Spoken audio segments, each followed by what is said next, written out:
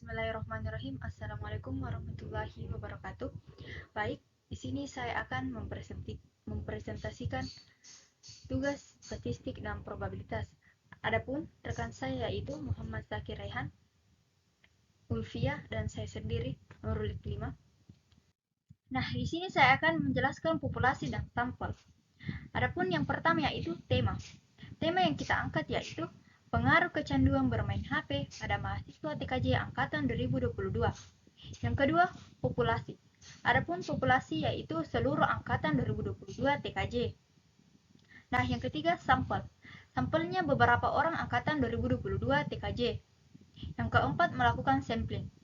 Samplingnya hanya melibatkan sebagian dari populasi. Nah, di sini kita memberikan pertanyaan kuesioner. Nah, adapun pertanyaan kuesioner yaitu yang pertama. Pada saat pembelajaran mata kuliah, apakah ada pengaruh ingin bermain smartphone terhadap kinerja belajar mahasiswa? Yang kedua, apakah ada indikasi bahwa kecanduan bermain ponsel mempengaruhi fokus mahasiswa selama perkuliahan? Yang ketiga, apakah ada perbedaan dalam tingkat motivasi belajar mahasiswa yang kecanduan bermain ponsel? Yang keempat, pernahkah Anda menggunakan metode pengumpulan data seperti observasi, wawancara, dan dokumentasi dalam mengumpulkan informasi untuk mata kuliah statistik? Yang kelima, apakah Anda merasa bahwa pengguna HP secara berlebihan menimbulkan dampak negatif terhadap prestasi belajar di mata kuliah tertentu? Nah, adapun tipe data. Tipe data yang kita gunakan yaitu jenis data kuantitatif. Alasannya menggunakan kuantitatif karena ingin mengetahui pengaruh kecanduan bermain HP dalam kehidupan sehari-hari dan dapat dikategorikan dia sebagai kecanduan bermain HP apakah? Apakah tidak, kadang-kadang, atau ya? Kedua, cara memperoleh. Cara memperolehnya data survei atau kuesioner. Ketiga, sumber data. Data primer, karena memberikan informasi langsung melalui tanggapan mereka terhadap pernyataan survei pada dirinya sendiri. A. Nominal, memberikan responden atau partisipasi untuk menjawab pernyataan yang diberikan. Ordinal, memberikan kategori untuk mengukur kecanduan bermain HP. Contoh, ya, tidak, dan kadang-kadang. Nah, selanjutnya akan dilanjut oleh rekan saya. Assalamualaikum warahmatullahi wabarakatuh.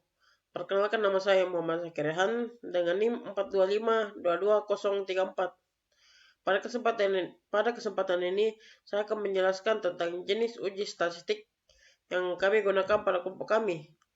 Jenis uji statistik yang kami gunakan yaitu uji Chi-square, di mana kami menggunakan uji Chi-square ini untuk melihat seberapa kecanduannya mahasiswa TKJ angkatan 2022 dalam bermain HP di kehidupan sehari-hari. Nah, pada slide selanjutnya ini saya akan menjelaskan hasil uji Chi-square tersebut. Seperti pada slide ini. Nah, pada slide ini, pada data yang terlihat pada slide ini terlihat bahwa terdapat 16 kasus total valid distribusi variabelnya yaitu kelas A, kelas B, dan kelas C, di mana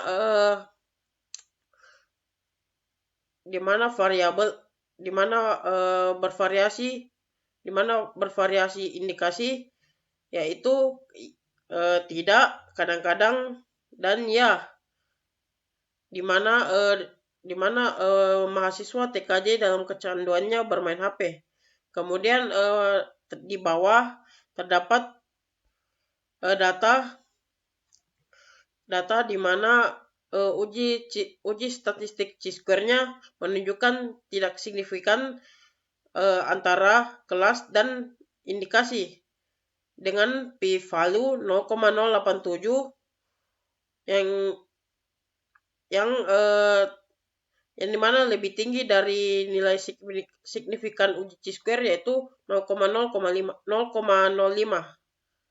Kemudian saya akan memperlihatkan tabel data dari kelas A, kelas B, dan kelas C yang menjawab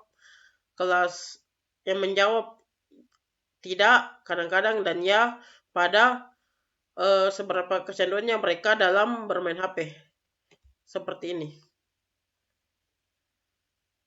Oke, selanjutnya terdapat grafiknya. Grafiknya itu menunjukkan pada kelas A dia menjawab ya sebanyak 7 orang, kemudian dia menjawab 5 orang menjawab kadang-kadang, lalu pada kelas B itu menjawab 2 orang dan 1 menjawab tidak.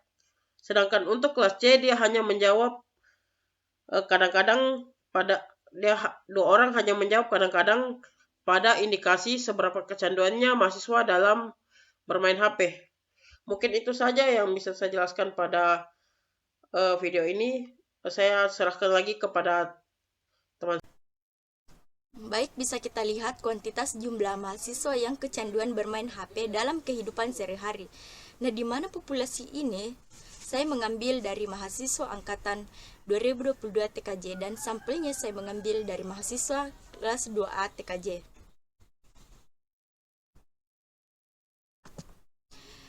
Bisa kita lihat dengan penyajian data yang kami gunakan adalah diagram batang dengan indikasi kecanduan bermain ponsel. Bisa kita lihat, dan di mana di kelas A dia mencapai 11 orang dengan tidak merata, ada yang kecanduan bermain HP, ada yang kadang-kadang, dan ada pun yang tidak merespon.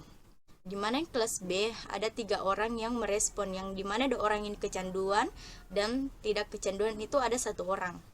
Nah, di mana kelas C ini ada 2 orang yang merespon, di mana kelas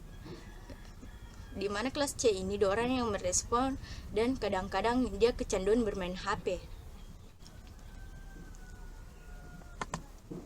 Baik, bisa kita lihat hipotesis penelitiannya, di mana kita menggunakan hipotesis Chi-square, di mana ini apa itu Chi-square? Hipotesis statistik adalah suatu dugaan sementara terkait dengan populasi dalam suatu penelitian kuantitatif dan sebenarnya masih perlu diujikan.